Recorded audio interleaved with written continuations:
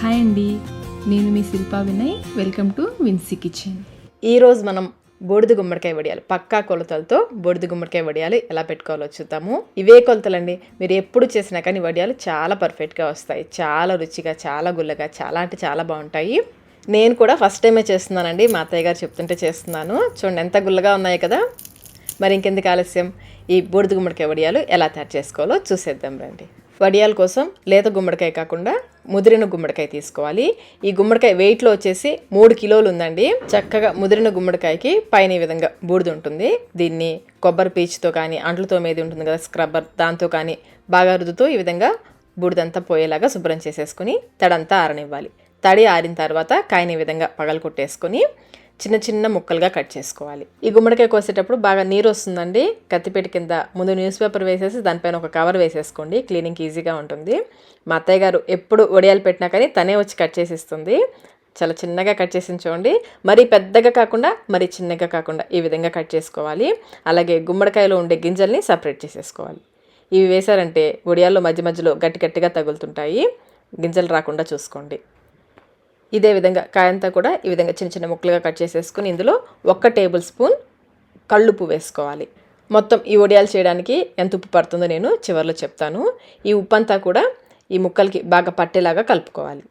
మరి ఉప్పు ఎక్కువ వేసేసుకోవద్దు, 1 టేబుల్ స్పూన్ వేసే సరిపోతుంది. ఇలా కలపడం వల్ల గుమ్మడికాయలో నుంచి నీరు చక్కగా బయటకు వస్తుంది. ఇలా నొక్కి పెట్టేసి పైన ఒక మూతతో కవర్ చేసేసుకుని 1 అరగంట పాటు పక్కన పెట్టేసుకోండి. అరగంట తర్వాత చూస్తే గుమ్మడికాయలు బాగా నీరు ఉంటుంది చూడండి. ఈ నీరంతా కూడా గట్టిగా పిండేసుకుని ఒక క్లాత్లోకి వేసేసుకోవాలి. కొంచెం కొంచెం తీసుకుంటూ వీలైనంత నీటిని పిండేసుకుంటూ ఈ క్లాత్లోకి వేసేసుకోవాలి. అన్ని ముక్కలు పిండేసి క్లాత్ని చూడండి వీడియోలో చూపిస్తున్న విధంగా గట్టిగా ప్రెస్ చేస్తూ సాధ్యమైనంత వరకు నీటిని పిండేసుకోవాలి. ఎంత గట్టిగా పిండితే నీరంత చక్కగా బయటకు వచ్చేస్తుంది. బాగా పిండేసి ఈ విధంగా మూటను కట్టేసుకొని దీన్ని ఒక జాలిగిన్నెలో పెట్టేసుకోండి. జాలిగిన్నెలో అయితే నీళ్ళన్నీ బయటకు వచ్చేసాయి. కింద ఒక గిన్నె పెట్టేసుకుని దాంట్లో జాలిగిన్నె పెట్టేసి ఈ మూటను పెట్టేసి పైన బరువును ఉంచాలి. నేను పత్రం పెట్టాను, మీరు చిన్న రోలైనా పెట్టొచ్చు, లేదంటే వాటర్ క్యాన్ అయినా పెట్టొచ్చు. ఇదంతా కూడా ఈవినింగ్ ముందు రోజు సాయంత్రం ఈ ప్రాసెస్ అంతా చేసుకుని నైట్ అంతా కూడా ఇలా ఉంచేసారంటే నీరంతా కూడా చక్కగా వడారిపోతుంది. పడుకునే ముందు మళ్ళీ ఒకసారి మూటను కొంచెం గట్టిగా ప్రెస్ చేయండి. పైన బరువు పెట్టాం కదా, నీరు కొంచెం కిందకి దిగి ఉంటుంది. అలాగే నీరు పిండిన తర్వాత మూట కొంచెం లూజ్ అవుతుంది, కొంచెం గట్టిగా టై చేసేసి పైన బరువును పెట్టేయండి. నెక్స్ట్ డే మార్నింగ్ అంతా చూడండి ఎక్కడా కూడా నీరు లేకుండా చక్కగా ముక్కలు పొడి పొడిగా అయిపోతాయి. ముక్కల్లో ఈ విధంగా ఎక్కడా కూడా తడి లేకుండా పొడి పొడిగా ఉండేలాగా నీటిని పిండేసుకోవాలి. వీటిని ఒక గిన్నెలో వేసి పక్కన పెట్టేసుకోండి. మనం తీసుకున్న 3 కిలోల గుమ్మడికాయకి 100 గ్రాముల పచ్చిమిర్చి, అలాగే 50 గ్రాముల అల్లం పడుతుంది. ఈ రెండింటిని 1 టేబుల్ స్పూన్ సాల్ట్ వేసి గ్రైండ్ చేసుకుని ఒక గిన్నెలో వేసి పక్కన పెట్టేసుకోండి. నైట్ గుమ్మడికాయ ముక్కలు మూట కట్టినప్పుడే మినపప్పు కూడా నానపెట్టుకోవాలి. పొట్టు మినపప్పు నానపెట్టుకోవాలి. నేను ఇక్కడ 3/4 కిలో మినపప్పు నానపెట్టాను. ప్రతి కిలో గుమ్మడికాయకి 1/4 కిలో మినపప్పు వేసుకోవాలి. మనం 3 కిలోల గుమ్మడికాయ తీసుకున్నాం కదా, 3 పావుల మినపప్పుని నానపెట్టుకోవాలి.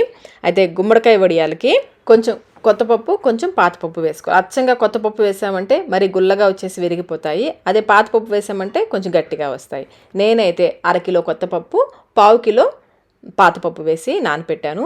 పొద్దున్నే పొట్టు తీసేసి అస్సలు నీళ్ళు రాకుండా గ్రైండర్లో వేసేసుకొని అవసరం అనుకుంటే కొంచెం కొంచెం నీళ్ళు పోసుకుంటూ గట్టిగా మెత్తగా గ్రైండ్ చేసుకోవాలి. అలాగే చివర్లో సాల్ట్ కూడా, కల్లుప్పు కూడా వేసుకోవాలి. నేనైతే 2 టేబుల్ స్పూన్ల కల్లుప్పు ఇందులో వేసాను గ్రైండ్ చేయడానికి. ఈ వడియాలు పెట్టడానికి మొత్తానికి నేను 4 టేబుల్ స్పూన్ల కల్లుప్పు వాడాను. 1 టేబుల్ స్పూన్ ముక్కల్లో వేశాను.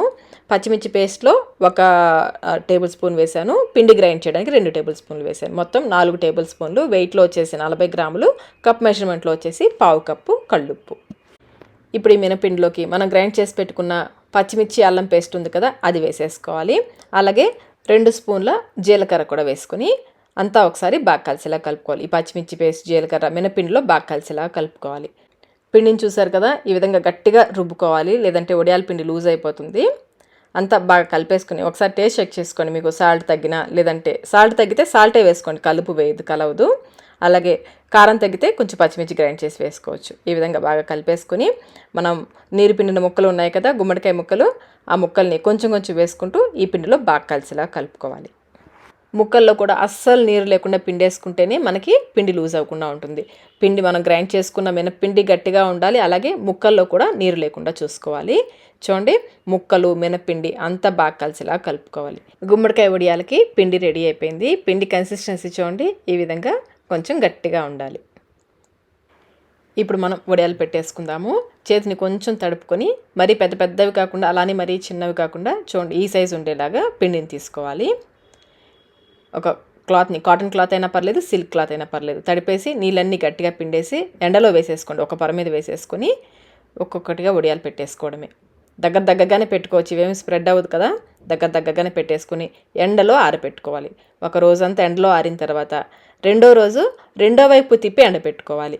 అప్పుడు మనకి లోపల పచ్చిదనం లేకుండా చక్కగా ఎండుతాయి. కింద ఒక క్లాత్ వేసేసుకొని ఈ వడియాల క్లాత్ని తిరగవేసేసి ఎండబెట్టుకోవాలి. ఈ విధంగా చేయడం వల్ల లోపల వరకు కూడా చక్కగా పచ్చిదనం లేకుండా చక్కగా ఎండుతాయి.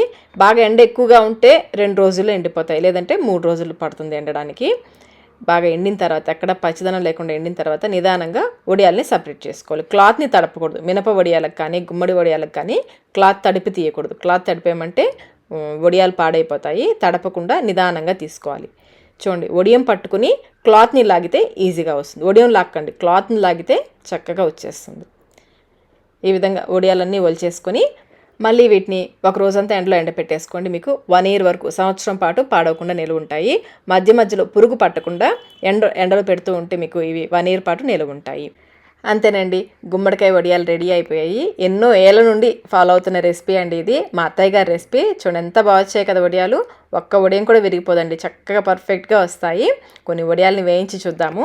నూనె బాగా కాగిన తర్వాత, మరీ ఎక్కువ కాగిపోకూడదు, మధ్యస్థంగా కాగితే సరిపోతుంది. మరీ ఎక్కువ కాగిందంటే వేయగానే మాడిపోతాయి. మధ్యస్థంగా నూనె కాగిన తర్వాత ఈ వడియాలని వేసి గోల్డెన్ బ్రౌన్ కలర్ వచ్చేంత వరకు వేయించేసుకోవడమే. చూడండి ఎంత బాగా వచ్చిందో కదా వడియం. వేయిస్తుంటే కమ్మటి వాసన వస్తుందండి. ఎక్సెస్ ఆయిల్ డ్రైన్ చేసేసుకుని నూనెలోంచి తీసేసుకోవడమే. ఇలాగే ఎన్ని వడియాలు కావాలంటే అన్ని వడియాలు వేయించేసుకోవడమే. రుచి కూడా చాలా అంటే చాలా బాగుంటాయి. ఈ టిప్స్ ఫాలో అవుతూ మీరు కూడా ట్రై చేయండి, చాలా పర్ఫెక్ట్గా వస్తాయి. మరి ఇంకెందుకు ఆలస్యం, మీరు ట్రై చేసి మీకు ఎలా వచ్చాయో మాకు కమెంట్ రూపంలో తెలియచేయండి. వీడియో నచ్చినట్లయితే లైక్ చేయండి, మీ ఫ్రెండ్స్కి ఫ్యామిలీ మెంబర్స్కి షేర్ చేయండి. మన ఛానల్ని ఫస్ట్ టైం చూస్తున్నట్లయితే సబ్స్క్రైబ్ కూడా చేసుకోండి. Thank you.